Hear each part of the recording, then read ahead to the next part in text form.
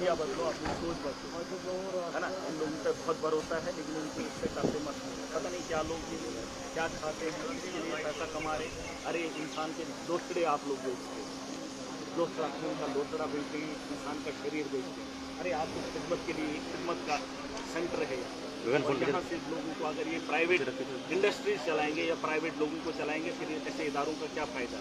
एक प्राइवेट आदमी ने हॉस्पिटल के अंदर सारी चीज़ें लाई हैं, लेकिन इतने करोड़ों और खरबों हॉस्पिटल में खर्चा करने के बाद वो इलाज यहाँ पर नहीं है, और यहाँ के डॉक्टर वहाँ जाकर मशीनरी लगाकर काम करेंगे। ये मुझे शर्म आती है। और ऐसे एडमिनिस्ट्रेटर, ऐसे लोगों को, और मैं सरकार को भी बोलूँगा, एक आदमी ने हॉस्पिटल बनाया है, वहाँ पे इलाज है, लेकिन यहाँ इतना पैसा लगाने के बावजूद भी यहाँ पे मशीनरी और इलाज नहीं। यही का स्टाफ जब बाहर इलाज करेगा तो तकलीफ होती है। मैं आखिरी बार बता रहा हूँ, आखिरी बार, और लोगों को बताना चाहूँगा, जो आदमी इस किस्म की हरकत करता है, चाहे वो डॉक्टर है चाहे कुछ भी है, मैंने कहा है मैं इज्जत उतनी ही करता हूँ जितना वो हक रखता है।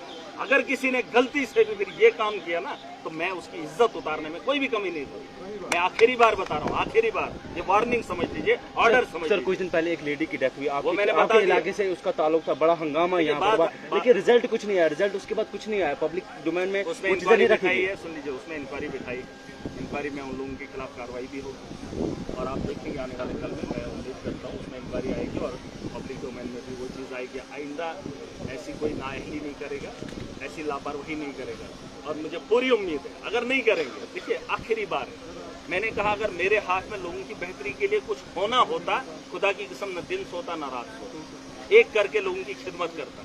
लेकिन जिसके हाथ में खिदमत करने का सलीका है, तरीका है, इक़्तिदार है, वो काम ही नहीं करना चाहता। अरे मैं पागलों की तरह दिन रात भाग भी जाऊं, क्या कर लूं, मेरा मैन पावर ये है। अरे हमने यहाँ से लोगों को राहत देनी, मैं कंसर्न एमएलए हूँ, सरकार का हिस्सा हूँ, लेकिन मुझे यहाँ से लोगों को इलाज देना है, मैंने नहीं करना है। अरे ये लोग मानते ही नहीं। मैं जब गया एंट्री पे, वहाँ पे वो बॉस बने हुए, उनको कोई शर्म आया ही नहीं। अरे शर्म आनी चाहिए आप लोगों को। आप एक डॉक्टर हो, डॉक्टर का पहनावा नहीं है, डॉक्टर की पहचान नहीं है, आपका प्रोफेशन क्या है। मैंने इनको बोला नोटिस बोर्ड लगाओ, कोई शर्म नहीं, कोई हया नहीं। एम्बुलेंस लेके जो है वो ड्राइवर चले जाता है, अपने घर बैठता है, फिर जब पेशेंट यहाँ से लेना होता है उसको फोन करो जी एम्बुलेंस का ड्राइवर लाने का। ये कोई तरीका है? में जाते हैं, यहाँ से लेडीज को ले जाते हैं, वहाँ ये जो नर्सिंग होम का धंधा है, सुन लो, ये जो लोग भी हैं, सुन रहे हैं मेरी बात, प्राइवेट में कोई भी डिलीवरी के लिए नहीं जाएगा, चाहे वो नर्सिंग होम डोडा का हो या कोई भी हो। प्राइवेट इदारे में जब आपको कमी आएगी, यहाँ से अंदर से वीडियो बनाओ, लाइव हो जाओ। अगर आपके यहाँ इलाज नहीं करते, यहाँ से रेफर करेंगे आपको जम्मू के लिए, लेकिन यहाँ कसाई खाने में कोई नहीं जाएगा। गरीब के साथ खिलवाड़ मत करो अगर आपके हाथ में नहीं है, और ये ऐसा भी मत करना। और मैं जानना, मुझे पता है अगर आपने जम्मू रेफर किया उसकी वजह सॉलिड होनी चाहिए। ये मत करना कि अपना काम खत्म, चलो जी इसको रेफर। और मैं जम्मू के अंदर भी जीएमसी में भी पता करूंगा, उनको भी एक चिट्ठी लिख रहा हूँ कि यहाँ से जो भी रेफर पेशेंट होगा, अगर उसका इलाज यहाँ हो सकता था, मुझे उसका रीजन चाहिए उनका रेफर करने का। ठीक है। अंदर की मशीनरी पर सवाल उठ रहा है। एक्सरे करवाने के लिए औरतों से पेशेंट को नीचे उठाया जाए, जो मशीनरी अंदर काम करनी चाहिए थी, वो मशीनरी उनकी डिफेक्ट पड़ी है। देखिए उसके लिए मैंने बड़े पैमाने पे काम किया है, कुछ राहत हम दे रहे हैं।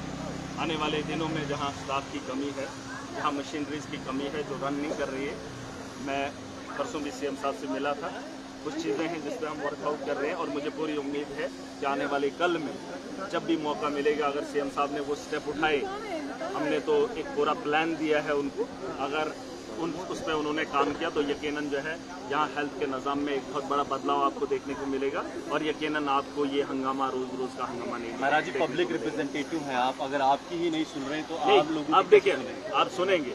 मैंने आपको आखिरी बार कहा ये आप फुल लेंथ लास्ट, अब इसके ऊपर हद हो जाती है। अब आप मेरा रवैया देखेंगे और मैं घसीट कर इसको हॉस्पिटल से बाहर निकालूंगा। जो डॉक्टर मैंने उस तर्ज का पाया, ये सुन लेना, आवाम मेरी है, ये कॉन्स्टिट्यूंसी मेरी है।